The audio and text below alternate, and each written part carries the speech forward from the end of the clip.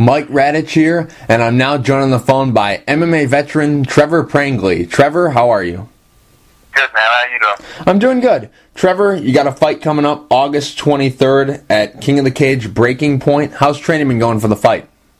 Oh, it's been going real well, man. We're just finishing up this last hard week and looking forward to get the job done next week. Now, your gym, Trevor Prangley's AKA, how long has your gym been open?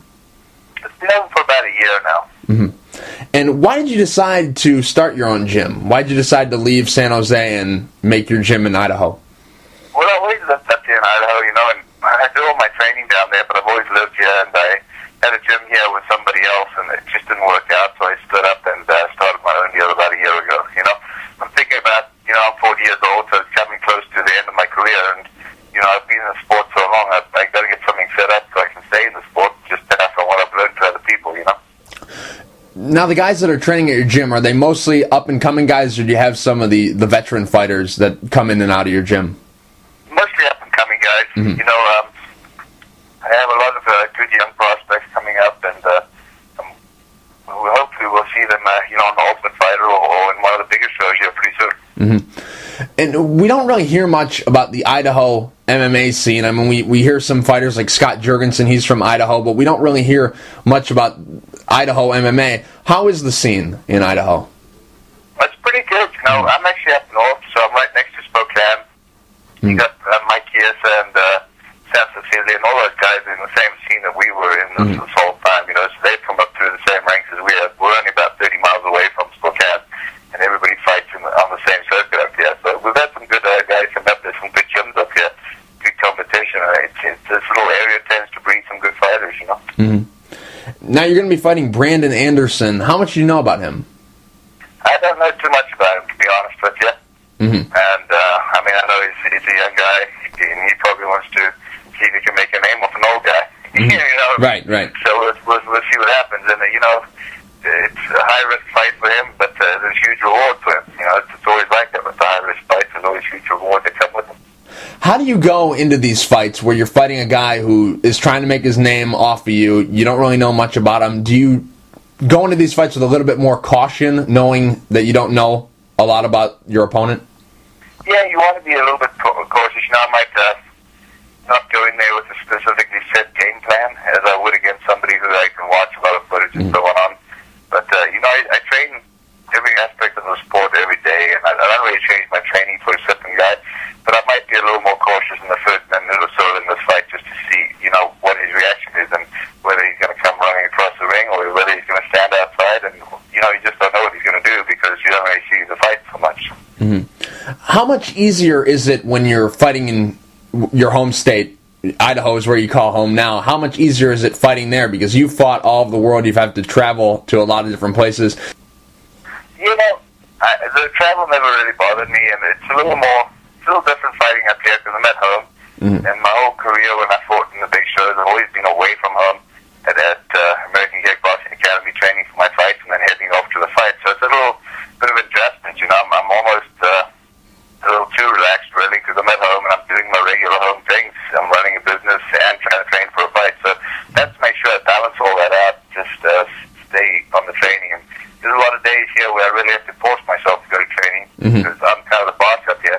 We're down at American Kickboxing Academy. I've got all the guys, like, you just know you have to show up. You know what I mean? So it's a little different. It's a little harder to get motivated and a little harder to push yourself. You know?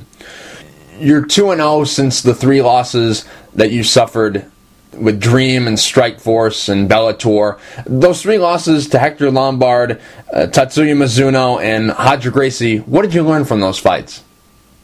You know, I'm not sure I learned too much from it, to be honest with you.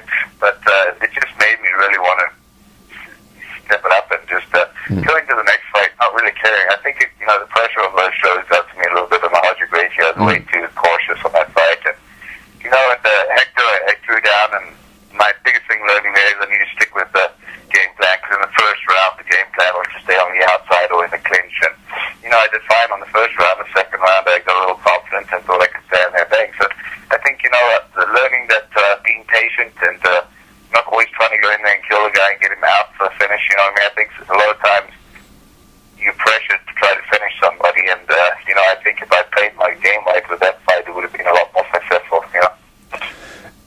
Were there any thoughts about retirement after those 3 losses, or was that something that, relit the fire? You had those losses and you didn't want to go out like that, and that's what's, helped you get... I was never going to go out on a 3-loss streak, Right. I got to at least have 3 wins in a row before I even consider it. And really, I'm not really considering it right now. I'm 40 years old, and I feel good. I feel more confident than I have for most of my career. And my body's holding up, and, I'm just blessed to be able to still compete at this age, And, look, my aspirations of becoming a UFC champion and stuff like that, those are gone by the wayside. Right. What I mean? I have to be real. I know my place in the sport now. My place is still to entertain people, have good fights, but to become a UFC or a Strikeforce champion, it's probably not in the cards for me anymore. But I do enjoy competing. I enjoy the sport. It's been a part of me for over 10 years, and I'd hate to walk away from it when I can still do it. So you haven't put in a limit on how long you'll fight. You haven't said, well, in 2 years I'm going to say, enough's enough, and just run my gym. You haven't done anything like that. You haven't said, I'm going to stop here. I've been saying stuff like that for 10 years. I'm retired since I was 33. It's a big joke among all my friends. I've only had 1 more year left since I was about 35 years old. So, right. I don't even say it much anymore because everybody just blows me off. Trevor, I'm curious. You were the Shark Fights light heavyweight champion. The last time you fought for them was a non-title fight against Keith Jardine. Then, all of a sudden, it was a couple months ago, I see that 2 guys are going to be fighting for the light heavyweight title, and they're not you. What happened with Shark Fights? I have no idea. Are they going to be fighting for the title? I haven't seen, I don't know. I never told them quite a few times after the Keith Jardine fight, and I think they had some sort of split with the company, but some of the 2 guys fighting for the title is the first time I hear about it, which I think is done as stupid since I have the title. It makes no sense. Right. Now, you're going to have a fight in October for Superfight League. It's going to be against Sokaju. You fought for Superfight League once before. What was that experience like? It was different, man. It was a real different experience. I enjoyed it, though. I've enjoyed all my fighting experiences. There's always something you can take away positive from every place you go, you know what I mean? India was an eye-opener, made me really appreciate what I have here in this country, and it just, it was good. It was good.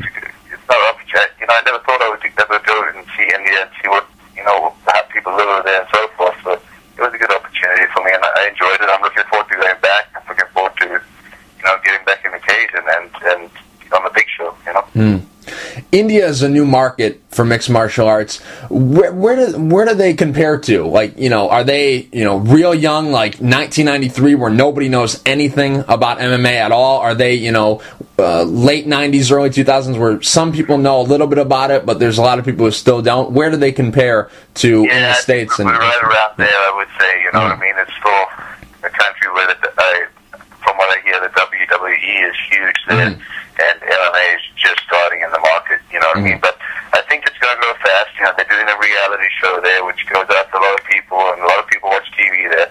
And I think, the market there is ready for something new, and I think it'll grow fast, Like I mentioned, the Sokaju fight that's going to be happening in October. After this fight on August 23rd, are you going to be right back into the gym if you're healthy and able to, or are you going to take some time off and rest the body? I'll probably take a week off, and just rest the body, and I'll take a week off and watch my diet, not go crazy and do anything that I would normally do after a fight. But I'll be right back in there after a week.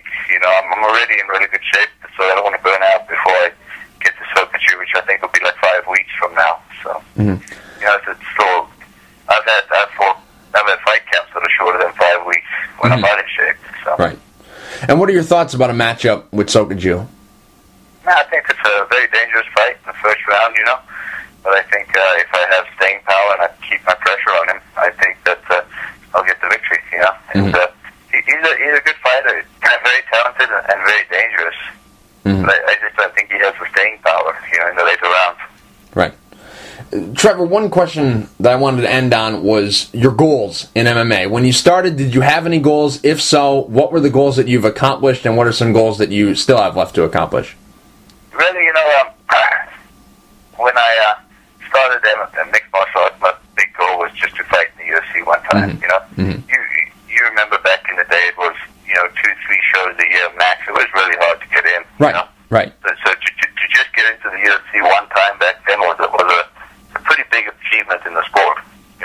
had 20 guys 3 times a year, so you had a chance 1 out of 60. You know what I mean, to get in there every year. So, and when I did that, I set my sights and tried to win a title somewhere. I figured I could, and I just always just missed it.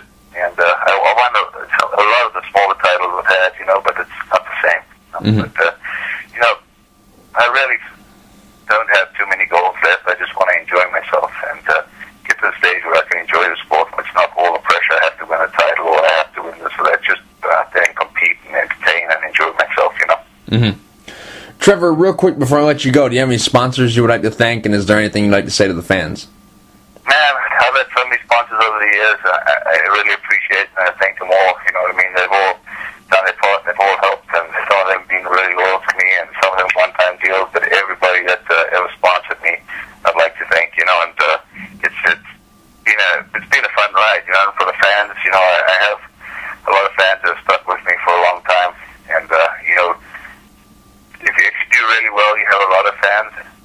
But it's nice to know that you got a lot of loyal fans. I've got a lot of loyal fans that have been with me through the hard times and the good times. So, I just appreciate them and thank them too.